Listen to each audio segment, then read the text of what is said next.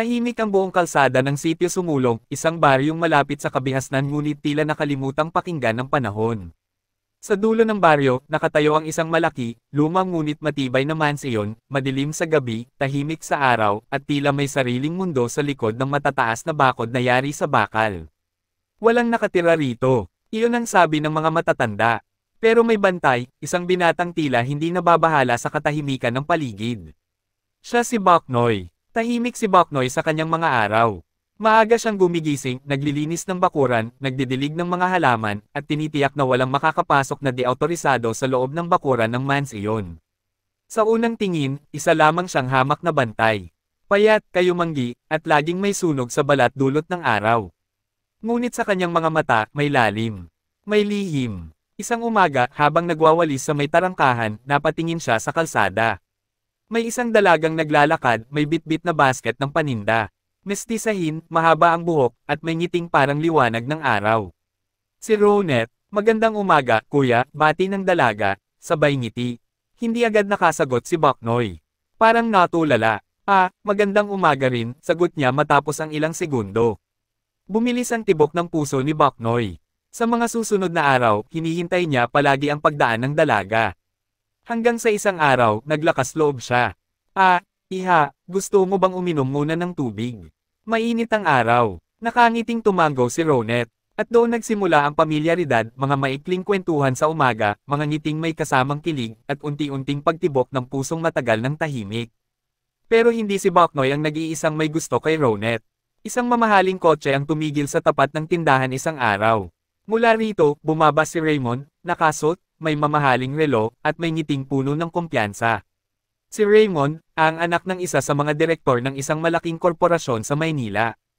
At simula noon, alam ni Boknoy, ang laban ay magsisimula. Simula nang dumating si Raymond sa baryo, nagbago ang ihip ng hangin. Ang dating tahimik na tindahan ni Aling Clara ay naging lugar ng maiingay na tsismisan, lahat sabik malaman kung sino ang lalaking nakakotse, may mamahaling sapatos, at laging bagong gupit. Pero si Ronet, kahit nangingiti, ay tila nababahala. Bakit siya laging nandito? Tanong niya minsan kay Aling Clara habang inaayos ang panindang itlog. Di dahil sayo. Ikaw lang naman ang kinakausap nun. Kung ako yan, niligawan ko na pabalik, natatawang sagot ng matanda. Ngunit sa likod ng ngiti ni Ronet ay may gulo. Hindi niya maipaliwanag, pero sa tuwing kausap niya si Raymond, tila may ibang mundo siyang pinapasok. Isang mundong maginhawa, magarbo, at puno ng pangakong hindi pa niya kailanman nararanasan. Samantala, si Boknoy ay patuloy pa ring tahimik na bantay. Pero hindi na siya tahimik sa puso. Tuwing makikita niya si Ronet at Raymond na magkasabay sa kalsada, may kirot siyang di maipaliwanag. Ngunit di niya pinahahalata. Naniniwala pa rin siya na ang puso ay hindi nasusukat sa yaman. Isang hapon, nadatnan ni Boknoy si Ronet na nakaupo sa gilid ng bakod ng mansiyon, hawak ang isang bulaklak. Para kanino yan? Tanong niya, habang binubuksan ang gate. Nakita ko lang. Maganda, di ba? Sagot ng dalaga. Mas maganda yung may hawak, sabay tingin ni Boknoy sa kanya. Sandaling natahimik si Ronet. Tumawa siya, pero iba ang ningning ng mata. Marunong ka palang magbiro, Boknoy. Hindi ako nagbibiro, seryosong tugon ni Boknoy. Kinabukasan, wala si Raymond. Pero si Boknoy, nandoon pa rin, tahimik, palaging naroon. Tila nagsisimula ng gumuhit ang damdamin sa puso ni Ronet. Ngunit sa sulok ng kanyang isipan, naroon ang tanong, puso ba ang pipiliin, o ang buhay na matagal na niyang pinapangarap? Isang linggo ang lumipas, at lalong lumalim ang ugnayan ni Boknoy at Ronet. Hindi man lantaran, ramdam ni Boknoy ang unti-unting paglambot ng damdamin ng dalaga. Hindi na lang simpleng tubig, ang alok niya ngayon, minsan meron na ring pandesal, minsan turon. Minsan, tawa lang nilang dalawa. Ngunit isang gabi, habang pauwi si Ronet galing palengke, isang itim na kotse ang huminto sa kanyang harapan. Bumaba si Raymond, may dala-dalang bouquet ng pulang rosas. Para sa'yo, sabay abot ng bulaklak. Sasagutin mo na ba ako, Ronet? Napatigil si Ronet. Tumibok ang puso niya, pero hindi sa paraang masaya. Para bang may hinihila pabalik ang kanyang damdamin. Bumalik sa isip niya ang mga simpleng tawa nila ni Boknoy, ang mga mata nitong totoo at hindi nagpapanggap. Pero kasunod nito, pumasok rin ang realidad, ang lumulubog nilang kabuhayan, ang nanay niya may iniindang sakit, at ang palaging kulang nilang kita. Napalunok siya. Raymond, hindi pa ngayon. Pero salamat, hindi umimik si Raymond. Tumanggaw lang ito at umalis. Ngunit sa loob ng kotse, mahigpit niyang pinisil ang manibela. Hindi mo ako matatanggihan, Ronet, bulong niya sa sarili. Sanay akong nakukuha ang gusto ko. Kinabukasan, maagang nagtungo si Ronet sa mansyon. Wala siyang dala, ni tubig, ni turon, pero dala niya ang magulong damdamin. Naabutan niya si Boknoy na nagwawalis sa harap ng tarangkahan. Boknoy, mahina niyang tawag. Napalingon ang binata. Napansin niya agad ang lungkot sa mga mata ng dalaga. May problema ba? Hindi agad sumagot si Ronet. Pero sa bandang huli, lumapit siya at bumulong. Kung may pagkakataon ka na piliin ang puso pero kapalit nito ay gutom at hirap sa buhay, ano ang pipiliin mo? Napaisip si Boknoy. Tahimik, matagal. Ang gutom, kaya kong tiisin. Ang hirap, pwedeng lampasan. Pero ang puso, kapag nawala, mahirap nang ibalik. Napatingin si Ronet sa kanya. Nagkatitigan silang dalawa. Tahimik ang paligid, maliban sa huni ng mga ibon at hampas ng hangin. Sa loob ng kanyang dibdib, may kalaban na ngayon si Boknoy, hindi si Raymond, kundi ang pangarap ni Ronet na makawala sa kahirapan. Lumipas ang mga araw na parang ulap sa maulap na langit, malamlam, puno ng dalang tanong. Si Ronet, sa bawat hakbang, ay tila bitbit ang bigat ng 200, 100 patungo sa pusong payapa ngunit simpleng buhay kasama si Boknoy, at 100 maginhawa ngunit hindi sigurado, kasama si Raymond. Isang gabi, dumating si Raymond sa bahay nila Ronet. Hindi na ito nanligaw, dumiretso ito sa ina ng dalaga. Tia Clara, bungad niya, may balak po akong ligawan si Ronet ng formal. At kung papayag kayo, nais ko po siyang dalhin sa Maynila. Pag-aaralan ko siya, bibigyan ng magandang buhay, at kung loloobin, papakasalan. Nagulat si Aling Clara, mabilis ang tibok ng kanyang puso. Tiningnan niya si Ronet na noon ay tahimik lang sa isang sulok. Halatang naguguluhan. Anak, wika ni Aling Clara matapos ang ilang saglit. Ito na ang pagkakataon mong makaahon. Hindi araw-araw may mayamang nag-aalok ng buhay na ganyan. Napayuko si Ronet. Ang mga salitang, pagkakataon, at buhay na maginhawa, ay parang martelyong paulit-ulit na humahampas sa kanyang dibdib. Kinabukasan, tinungo niya ang mansyon. Tulad ng dati, nandoon si Boknoy. Ngunit may kakaiba sa anyo nito ngayon, suot niya ang isang maayos na polo, at tila may kausap sa cellphone sa wikang Ingles. Nagtaka si Ronet, hindi niya alam pero may nararamdaman siyang hindi maipaliwanag. Parang, may hindi siya alam kay Boknoy. Boknoy, bungad niya, pwede ba tayong mag-usap? Tumanggo ang binata. Umupo sila sa ilalim ng puno ng mangga sa gilid ng mansyon. May nag-alok sa akin ng buhay na, pangarap ko, panimula ni Ronet. Pero di ko alam kung ito ba ang tama. Si Raymond. Tanong ni Boknoy, walang halong galit, kundi pangunawa. Tumanggo si Ronet. Oo, pero, nandito ka rin. Ikaw na laging narito. Hindi mo man ako alukan ng bahay o sasakyan, binibigyan mo ako ng katahimikan. Pero totoo rin ang gutom, Boknoy. Totoo ang hirap. Hindi agad sumagot ang binata. Sa halip, tumayo siya, humarap sa kanya at marahang nagsalita.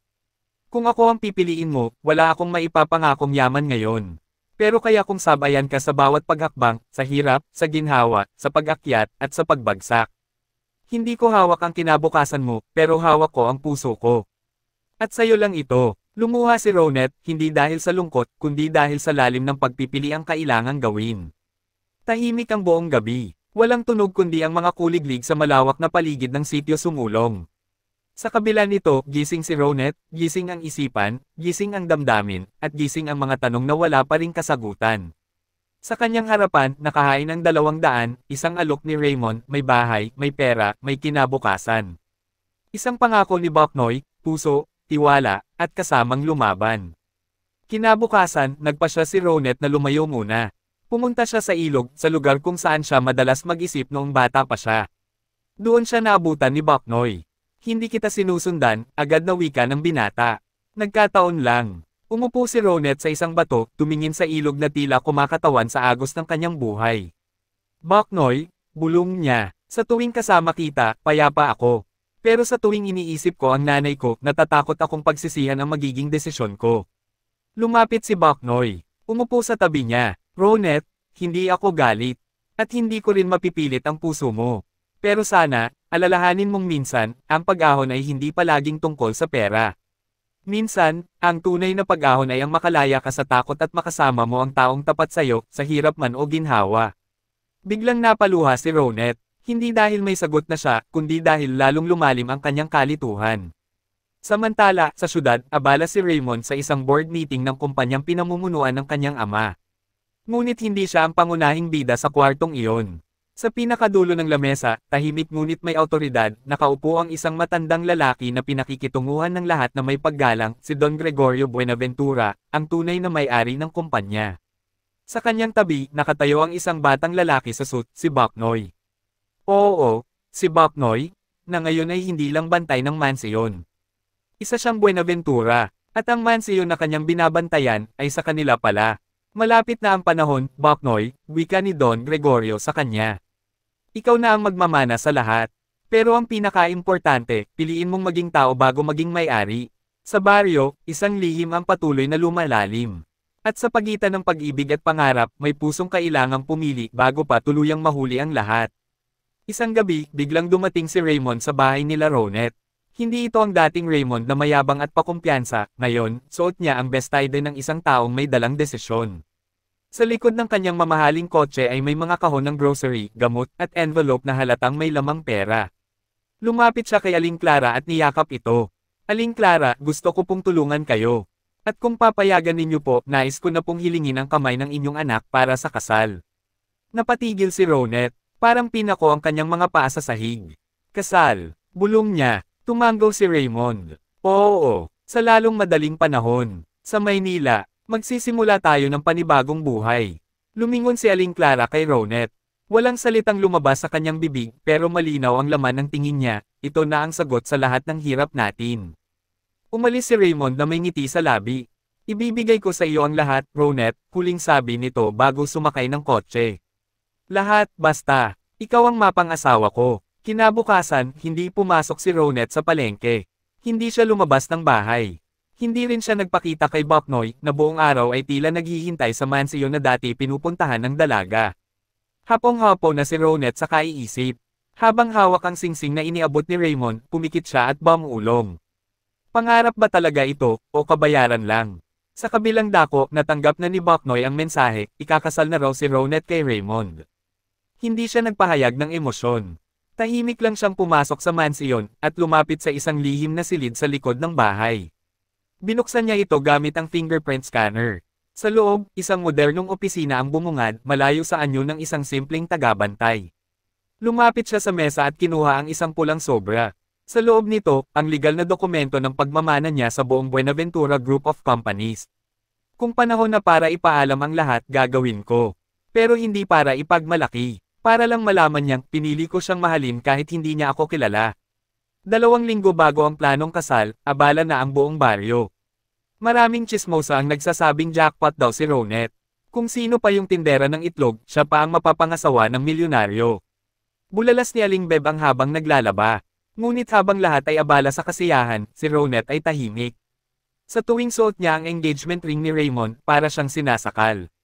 Sa tuwing naiisip niya si Boknoy, para siyang pinapalaya, pero walang kasiguruhan. Isang araw, habang naglalakad siya sa gilid ng mansiyon, may napansin siyang kakaiba, bukas ang dating nakakandadong gate sa gilid. Dahil sa hiwagang bumabalot sa bahay na ito mula pa noon, pumasok siya. Dahan-dahan siyang naglakad sa lumang pasilyo, hanggang sa marinig niya ang isang tinig. Ronet, napalingon siya, at sa kanyang harapan, nakita niya si Boknoy, pero hindi na ang Boknoy na tagabantay. Naka-Amerikana ito, hawak ang tablet, may kausap sa telepono, namutla si Ronet. Anong ginagawa mo rito? Tanong niya, huminga ng malalim si Boknoy. Hindi niya na kayang itago pa. Akin ang bahay na to, Ronet, marahang sabi niya. Ang kumpanya ni Raymond, pamilya ko ang may-ari. Ako ang susunod na tagapamana. Napaatras si Ronet, hindi makapaniwala. Bakit mo hindi sinabi? Mahina niyang tanong. Dahil gusto kong makilala mo ako bilang ako. Hindi bilang isang Buenaventura, hindi bilang mayaman. Kundi bilang Boknoy, yung taong nagmamahal sa'yo ng totoo. Napaiyak si Ronet, hindi niya alam kung galit ba siya, nasaktan, o natakot. Dahil ngayon, hindi lang puso niya ang sinusubok, pati dangal. Lahat ng nalalaman ko sa buhay, itinaya ko sa desisyong pipiliin kita, kahit wala ka ni isang kasing, bulong ni Boknoy. Pero ngayon, ikaw naman ang may desisyon. Hindi makatulog si Ronet. Sa buong magdamag, paulit-ulit niyang naaalala ang mga sinabi ni Boknoy. Hindi siya galit, Hindi rin siya sigurado kung natatakot siya. Ang tanging alam niya, sa puso niya, may tinig na paulit-ulit na humihiyaw ng pangalan ni Boknoy. Kinabukasan, nagpasya siyang harapin si Raymond. Sa isang mamahaling kapehan sa bayan. Raymond, may kailangan tayong pag-usapan, wika ni Ronet. Ngumiti ang binata habang iniabot ang menu. Gusto mo ng latte o croissant? Umiling si Ronet. Hindi ako gutom, Raymond. Pero gusto kong sabihin ito ng malinaw. Tumigil si Raymond. Tumingin sa kanya, tila nabasa na ang balak niyang sabihin. Hindi mo ako pipiliin, malamig nitong sagot. Tumango si Ronet. Alam kong ibinibigay mo ang lahat. Pero hindi ko kayang magpakasal sa isang taong hindi ko mahal. At hindi ko kayang iligtas ang pamilya ko sa hirap kapalit ng puso kong hindi buo. Napakuyom ng kamao si Raymond. Saglit siyang natahimik bago ngumiti, ngunit may halong. Oo, alam mo bang pwede kong ipatanggal si Boknoy sa mansiyon na yan? Pwede kong sirain ang buhay niya at ng pamilya niya. Tumindig si Ronet. Sa unang pagkakataon, matapang ang kanyang tinig. Wala ka nang hawak sa akin, Raymond. At kung sisirain mo ang buhay ng taong walang ginawang masama sa'yo, ikaw lang ang tunay na talo. Tumalikod siya. Lumakad palayo ng taas noo kahit nangangatog ang tuhod niya. Samantala, sa mansiyon. Tahimik si Boknoy habang pinapanood ang sunset mula sa balkonahe. Iniisip niya kung mali ba ang lahat ng kanyang ginawa, ang pagtatago, ang katahimikan, ang simpleng panliligaw bilang bantay lang. Biglang dumating si Ronet. Nagtagpo ang kanilang mga mata. Wala nang salita. Lumapit si Ronet at mahigpit siyang niyakap. Ngayon, alam ko na ang pipiliin ko, bulong ng dalaga. At hindi ito pera. Hindi rin ito pangarap, kundi ikaw. Napaluha si Boknoy. Wala siyang planong ipaglaban si Ronet gamit ang pangalan nila o kayamanan nila. Pero ngayon, pinili pa rin siya sa kabila ng lahat. Makalipas ang ilang araw, formal nang lumipat si Ronet sa mansiyon. Hindi bilang isang prinsesa, kundi bilang isang kasama, isang partner ni Boknoy. Sa una, nag-aalangan pa siya sa laki at katahimikan ng bahay. Pero sa bawat sulok nito, dama niya ang presensya ni Boknoy, ang pag-aaruga, ang katahimikan, ang tunay na pag-ibig. Minsang naghahanda siya ng almusal sa kusina, lumapit si Boknoy mula sa likod. Sanay ka na ba? Tanong ng binata habang kinuha ang tinidor sa mesa. Hindi pa, natatawang sagot ni Ronet, pero mas gusto ko to. Mas totoo, ngunit sa kabilang dako may nagbabantang panganib. Sa isang hotel sa Maynila. Galit na galit si Raymond habang binabasa ang mga headline sa Business News, Buenaventura Air spotted in sitio Sumulong, Boknoy Buenaventura, the quiet successor. Hindi siya makapaniwala. Isang bantay lang, na sa tingin niya ay walang halaga, iyon pala ang tunay na may-ari ng kumpanyang dinadambong ng kanyang ama sa pamamagitan ng lihim na korupsyon. Hindi ito matatapos ng ganito, aniya. Tinawagan niya ang isang lalaki. Mabilis lang ang usapan. Gusto ko ng ebidensyang pwedeng sirain si Boknoy. Kahit anong baho. Kung wala, gumawa ka.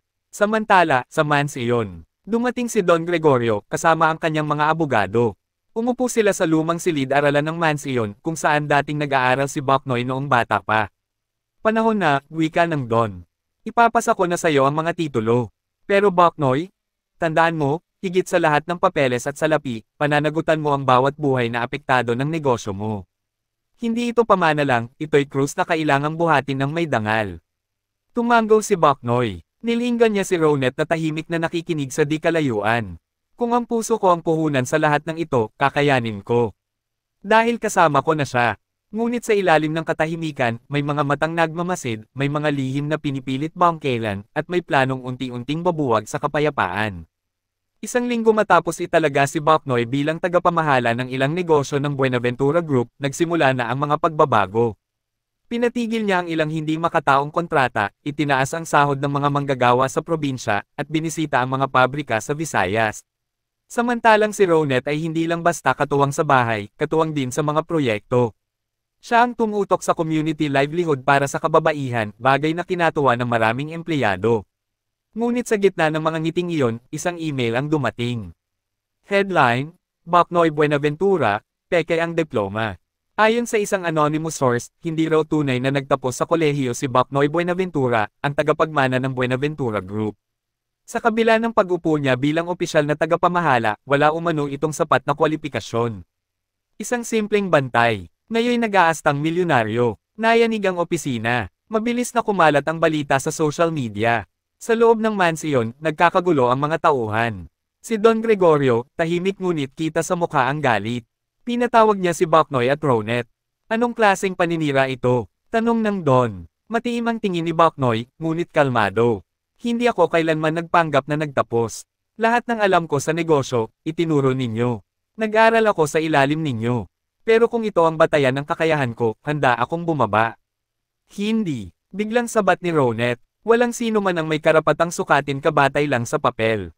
Hindi diploma ang nagpapatunay ng talino, kundi puso at gawa. Sa kabilang dako, si Raymond ay nakangisi habang nakaupo sa dark office niya. Simula pa lang to, Boknoy. Titirahin ko ang bawat butas mo. At kapag natambi ka, kukunin ko ulit ang lahat.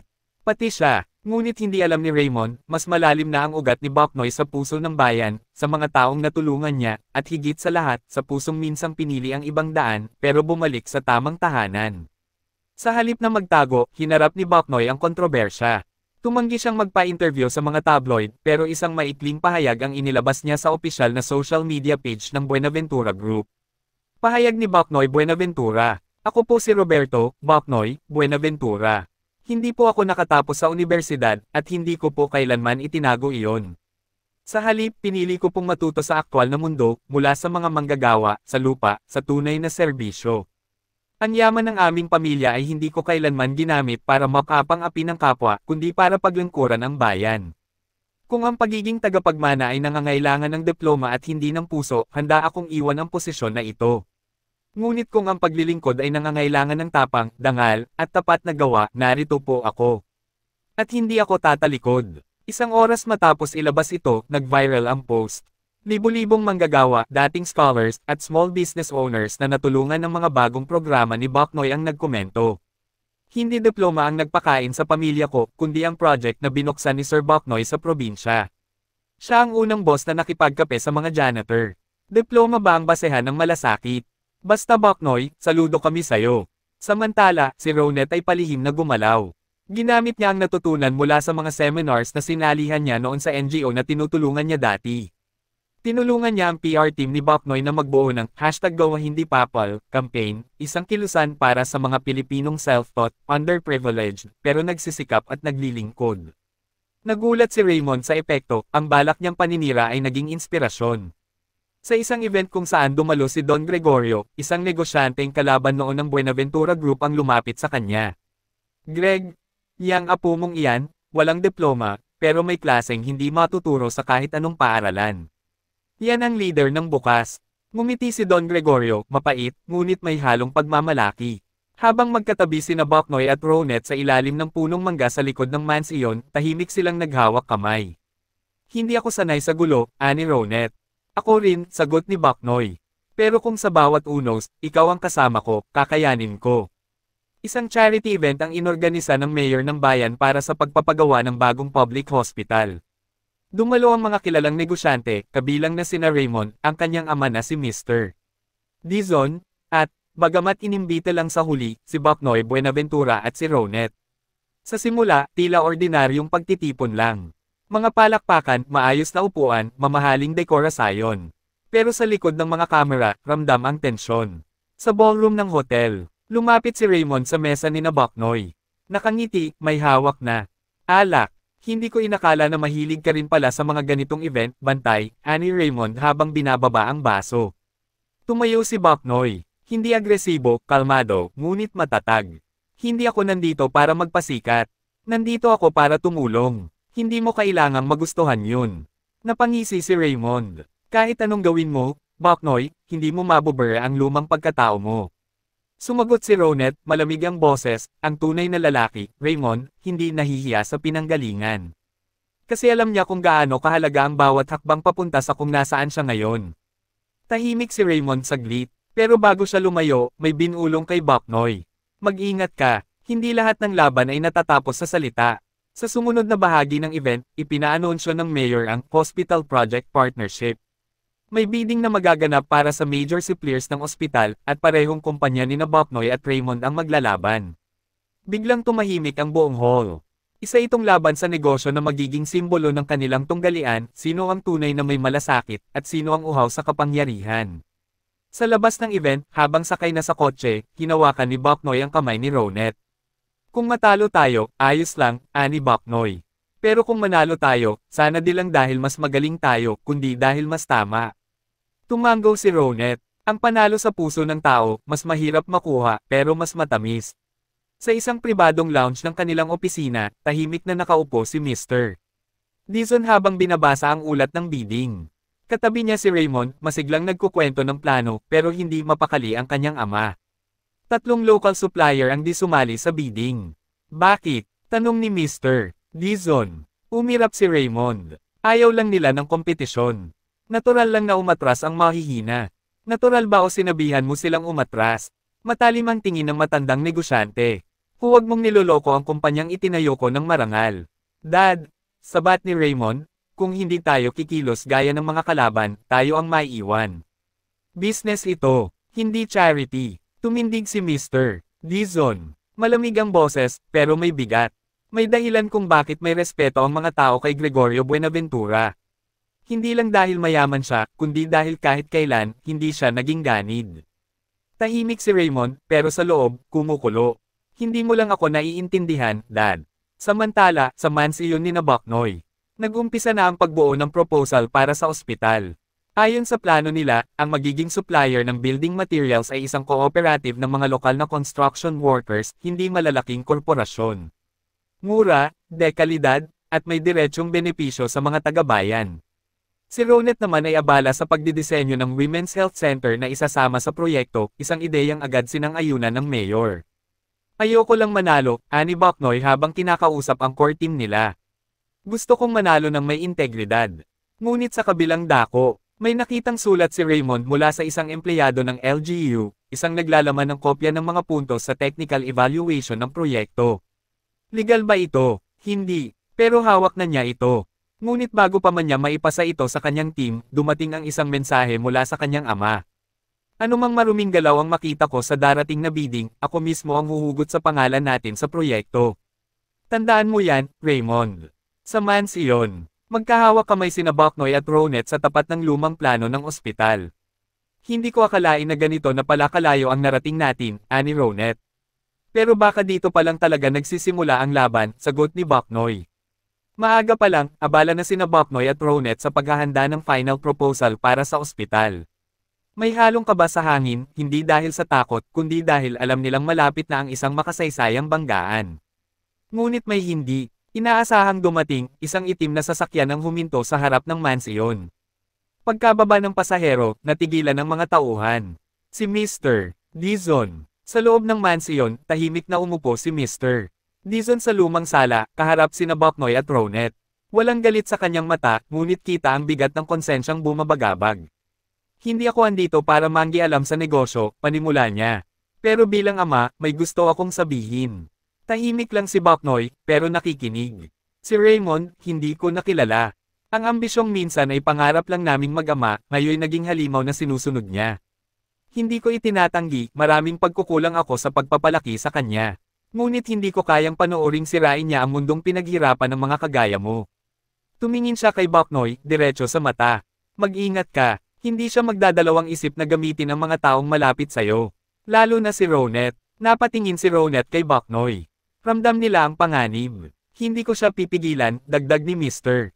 Dizon. Pero mula ngayon, hindi ko na rin siya poprotektahan.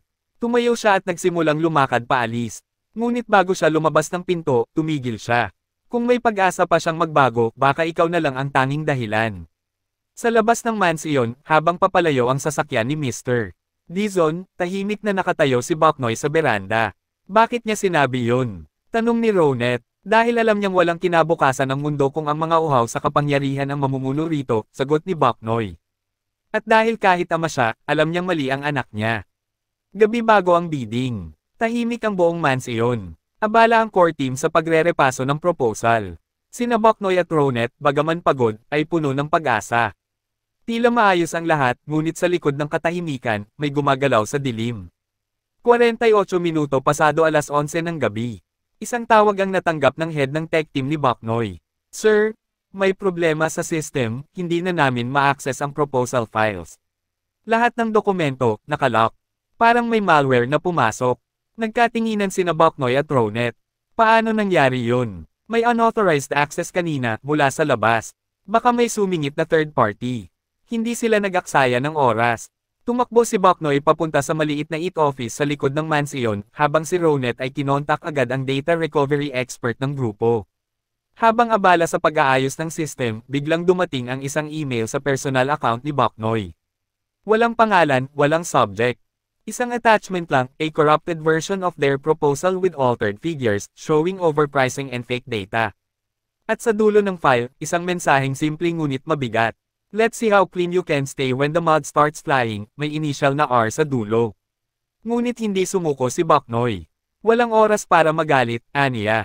May oras pa para tumindig. Agad nilang pinaganya ang backup copies, isang precaution na sinimula ni Ronet 2 linggo nang nakalipas. Laging may plan B, wika niya noon, lalo kung si Raymond ang kalaban. 37 minuto pasado 2:00 ng madaling araw. Na-restore nila ang buong proposal. Hindi kasing perpekto ng original, ngunit sapat para maipasa. At higit sa lahat, tunay, tapat, at gawa ng puso. Habang si Raymond, sa kabilang dako, ay payapang natutulog sa kanyang hotel suite. Tiwalang panalo na siya. Hindi niya alam na ang mga tulad ni Boknoy at Ronet ay hindi tinatalo ng dilim dahil may apoy silang hindi nauupos. Sa umaga ng bidding, habang papasok sa munisipyo, magkahawak kamay sina Boknoy at Ronet. Handa ka na? Tanong ni Ronet. Handa akong matalo basta hindi ko tinalikuran kung sino ako, sagot ni Boknoy. Sa munisipyo ng San Rafael, 9:00 ng umaga. Punong-puno ang session hall. Nandoon ang media, ilang NGO observers, ang mayor, ang procurement board, at mga kinatawan mula sa dalawang pinakamalalaking kumpanyang lalahok sa bidding, Dizon Infrastructure Group DIG at Buenaventura Development Foundation, BDF. Maayos ang lahat hanggang sa ipatawag ang unang taga-presenta. We now call on Mr. Raymond Dizon of DIG to begin his presentation. Si Raymond, nakasuot ng mamahaling suit, may ngiting kampante, at taglay ang kumpiyansang tila wala siyang kalaban, ay tumayo sa harap ng lahat. Pinakita niya ang isang high-tech, flashy PowerPoint. May drone shots, 3D render ng ospital, at plano ng facilities na parang ipinangako ang langit. Sa aming disenyo, wika niya, maiangat natin ang kalidad ng public health sa San Rafael. Gamit ang imported materials mula Europe at sistemang automated mula sa Japan. Napapalakpak ang ilang miyembro ng audience. May ilang bulong mula sa likod. Ang ganda, pero parang sobrang mahal. Imported lahat. Paano ang maintenance? Pero si Raymond, hindi alintana ang mga bulong, tuloy lang sa pagpapasikat. Sa dulo ng kanyang presentation, DIG is the future of infrastructure. Hindi lang para sa San Rafael, kundi para sa buong bansa. Ngunit may isang matandang miyembro ng bidding committee ang nagtaas ng kamay. Mr. Dizon, ang projected cost ninyo ay 3 beses sa current market rate.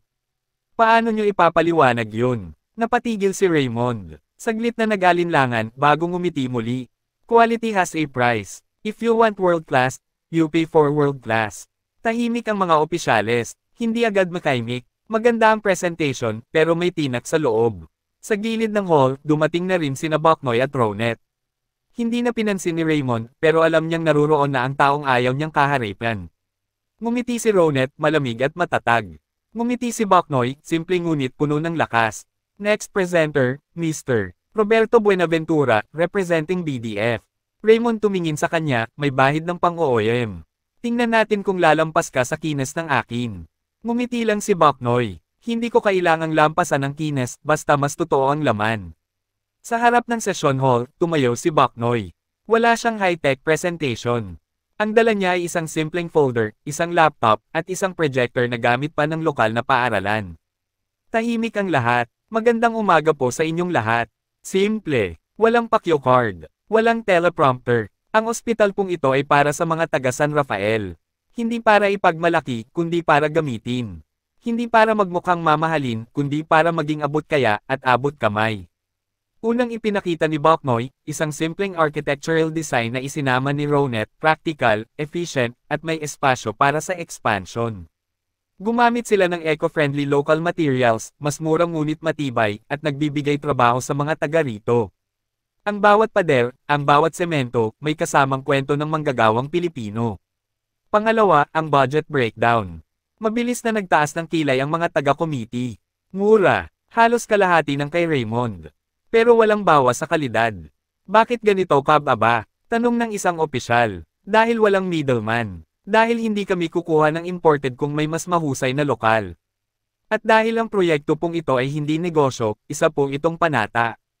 Tumahimik ang buong hall. At sa dulo ng kanyang presentasyon, ipinakita ni Boknoy ang isang video, mga testamento ng mga karaniwang mamamayan, babaeng buntis, tricycle driver, barangay nurse, na umaasang matutuloy ang ospital. Hindi scripted. Hindi pelikulahan. Totoo. Hindi po kami makakapagbigay ng ospital na kasing kinang ng iba. Pero kaya po naming magtayo ng ospital na may puso at may lugar para sa bawat tao. Palakpakan. Mabagal sa simula. Tapos sabay-sabay. May ilang umiiyak. Ang ibang opisyales, tumango-tango. Si Mayor, napatingin kay Raymond, at halatang may bumaligtad sa loob niya. Sa huli, si Boknoy ay yumuko at nagsalita. Hindi po kami perpekto, pero handa po kaming maging totoo. Sa likod ng hall, si Raymond ay nakatayo, ngunit tila nawala ng balanse. Hindi niya inaasahan na ang simpleng presentasyon ang babasag sa kanyang makintab na plano. Hindi siya pinahiya, siya ang nagpakita ng kahihiyan. Hapon na, tapos na ang presentations. Habang nagkakagulo ang media at tahimik na nagkukulong ang bidding committee para magdesisyon, lumabas muna si Boknoy para makahinga. Sa may likuran ng munisipyo, sa ilalim ng punong akasya, may isang pamilyar na tinig ang nagsalita. Ang galing mo, ha? Tinalo mo ako gamit ang mga luha ng mahihirap. Paglingon ni Boknoy, si Raymond. Nakatayo, nakasuksok ang mga kamay sa bulsa. Wala na ang ngiting arrogant. Wala rin ang kumpiyansang taglay niya kanina. Pero may paninigas sa pananalita, tila pilit pinanghahawakan ang huling piraso ng pride. Hindi ko intensyong talunin ka, Raymond, sagot ni Boknoy. Ang intensyon ko lang, magsalita ng totoo. Napangisi si Raymond. Puro ka prinsipyo. Pero aminin mo, kung hindi mo ginamit ang apelyido mo, hindi ka makakarating sa puntong to. Tahimik si Boknoy. Humakbang siya palapit. Oo, totoo. Hindi ko ginamit ang pangalan ko. Kasi gusto kong patunayan sa sarili ko na kaya ko kahit walang yaman. Na hindi ko kailangang bulagin ang iba para lang makita. Nag-init ang tingin ni Raymond. Alam mo ba kung anong pakiramdam na palaging una, pero palaging kulang sa mata ng ama mo? Lahat ginawa ko. Lahat. Pero ikaw lang ang pinupuri niya ngayon. Napabuntong hininga si Boknoy. Kita niya, hindi lang galit ang bumabalot kay Raymond, kundi sugat. Sugat ng anak na nais patunayan ang sarili, pero naligaw sa daan. Raymond, tahimik ang paligid, kung ang ginagawa mo ay para lang patunayan na karapat-dapat kang mahalin, baka maling laban ang pinipili mo. Nanatiling tahimik si Raymond. Tumingin siya kay Boknoy, tila may nais sabihin, pero tinalikuran siya at tuluyang lumakad paalis. Sa huling sandali bago siya sumakay ng kanyang kotse, binitiwan niya ang isang huling linya. Sa larong to, Boknoy, hindi laging nananalo ang mabubuti. Tama ka, sagot ni Boknoy. Pero sila ang natitira sa dulo. Umaga, kinabukasan ng bidding. Nakaabang ang buong bayan sa munisipyo. Nandyan ang media, mga leader barangay, mga ordinaryong mamamayan, lahat naghihintay kung sino ang pipiliin para sa pagtatayo ng bagong ospital. Sa loob ng session hall, tahimik sina Boknoy at Ronet sa harap ng opisyal na mesa. Si Raymond, tahimik rin, ngunit halatang pigil ang galit. Tumayo ang hepe ng bidding committee. Matapos ang masusing pagsusuri sa teknikal, pinansyal, at pangkomunidad na aspeto ng proyekto. Lahat ay huminto sa paghinga. Ang kontrata para sa San Rafael Public Hospital ay iginagawad sa tumigil muna, samantala, sa labas ng munisipyo. Habang naglalakad pa uwi si Ronet, sinalubong siya ng isang matandang babae. Marangya ang pananamit, ngunit halatang may bigat ang loob. Ito ay si Doña Teresa Dizon, ina ni Raymond. Ikaw si Ronet, tanong nito. Tumango si Ronet, naguguluhan. Patawad kung bigla akong lumapit. Pero may kailangan kang malaman, bago tuluyang makalimutan ng mundo. Nagpalipis sila sa isang lumang coffee shop. Doon, ibinunyag ni Doña Teresa ang isang lihim na matagal nang itinatago ng pamilya Dizon. Alam mo ba kung bakit galit na galit si Raymond kay Boknoy? Dahil hindi lang siya basta karibal noon. Ang ama ni Boknoy, si Don Gregorio, ay minsang tinulungan ng ama ni Raymond noong sila'y nagsisimula pa lamang. Pero dahil sa isang hindi pagkakaunawaan sa negosyo, naputol ang samahan. Naputol din ang respeto, at ang galit na ipasa sa mga anak.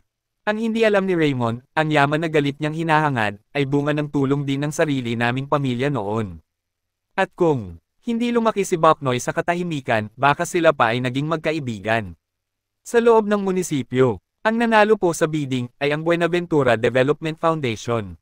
Pumalakpak ang buong hall. Lumapit ang mayor kay Boknoy at kinamayan siya. Hindi lang plano mo ang panalo, Boknoy.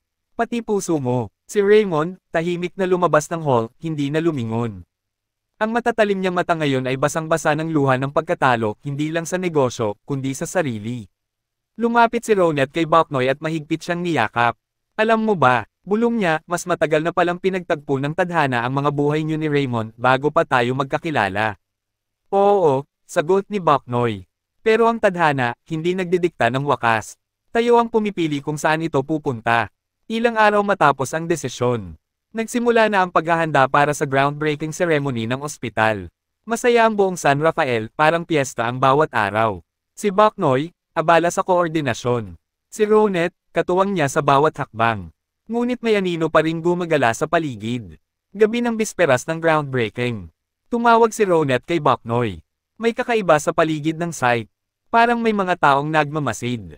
Maya-maya, isang matandang trabahador ang lumapit sa kanya, nanginginig. Sir Boknoy, may gustong sunugin ang site bukas ng madaling araw. Narinig ko habang naglalatag ako ng cable. Hindi ko kayang manahimik. Agad na kumilos si Boknoy. Tinawagan ng kapitan, ang mga foreman, ang security team. Hindi niya sinabing may hinala siya kay Raymond, pero alam niyang ito'y galaw ng taong wala nang natitirang panalo. Habang nagpapatrolya sa site, isang sasakyang itim ang dahan-daang pumarode sa tapat ng bakod.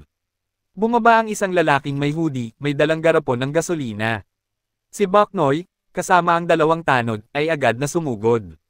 Tigil. Nagulat ang lalaki, at tumakbo. Hinabol siya, at nahuli. Nang tinanggal ang hoodie, hindi si Raymond. Isa sa dating tauhan ni Raymond sa dig. Binayaran lang ako, sinabing wag kong babanggitin ang pangalan niya. Pero may isang bagay siyang nabanggit.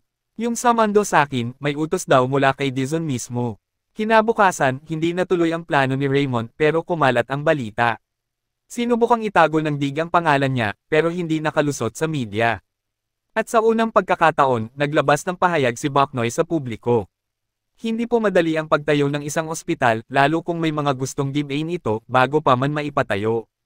Pero kung ang kabutihan ang panalo sa dulo, hindi kailanman masisira ng apoy o paninira ang layunin nating maglingkod. Sa kabilang banda, si Raymond, nasa loob ng kanyang opisina.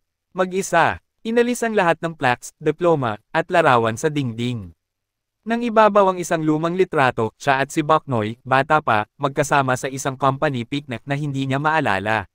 Napangiti siya, mapait. Maswerte ka, Boknoy, bulong niya. Pero tapos na ang laro. Hindi na ako lalero sa lilam. Araw ng groundbreaking ceremony. Mainit ang araw pero malamig ang simoy ng hangin, tila may pahiwatig ng pagbabago. Nandoon ang buong bayan, pati ang mga media mula Maynila.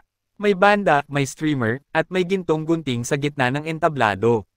Nakatayo sa entablado si Mayor, si Ronette, at si Boknoy, suot ang simpleng barong at may ngiting hindi kayang itago. Ngayong araw na ito, panimula ni Mayor, binibigyan natin ng bagong mukha ang salitang serbisyo. At walang mas karapat-dapat na magbukas ng proyektong ito kundi ang taong hindi kailanman naghangad ng kapalit, si Ginoong Buenaventura. May kaunting katahimikan. Tila may tanong sa mga mata ng mga tao. Buenaventura, hindi ba't si Boknoy lang siya? Lumapit si Boknoy sa mikropono. Nagbuntong hininga. Tumingin kay Ronette na tahimik lamang, tila kinukutuban. Ang totoo po, hindi lang ako simpleng bantay ng mansyon. Ako po si Emilio Buenaventura III. Apo ng tagapagtatag ng Buenaventura Conglomerate at tagapagmana ng lahat ng negosyo at pag-aaring naiwan ng aking pamilya. Kumalat ang bulungan. May mga napatingin. Ang ibang reporter, agad nag-type sa kanilang phones. Pinili kong itago ito, pagpapatuloy ni Boknoy, hindi dahil ikinahihiya ko, kundi dahil gusto kong matutong tumayo gamit ang sarili kong mga paa, hindi dahil sa yaman, kundi dahil sa prinsipyo. Ang ospital pong ito ay hindi proyekto ng isang korporasyon. Isa po itong paalala na kahit ang pinakamaliit, may kakayahang gumawa ng pinakamalaki, kung puso ang puhunan. Sa gitna ng katahimikan, pumalakpak si Ronette. Isa-isa, sumunod ang mga tao. Hanggang naging dagandong ng pagkilala, hindi sa pangalan, kundi sa taong hindi kailanman umangkin ng trono, pero pinatunayan na karapat-dapat dito. Pagkatapos ng seremonya, lumapit si Ronette kay Boknoy. Tahimik, ngunit may luha sa mata. Lahat pala yun, tinanggap mong iwan ang lahat para lang maramdaman kung paano magmahal at mahalin. Ikaw rin, sagot ni Boknoy. Tinanggap mong masaktan, hindi mo alam na ang inakala mong hamak ay siya palang magiging sandigan ng maraming tao. At doon, sa gitna ng lupaing simula pa lang itinatayo, nagsimula rin ang bago nilang yugto, hindi lang bilang magkasama sa proyekto, kundi sa tunay na pagmamahalan.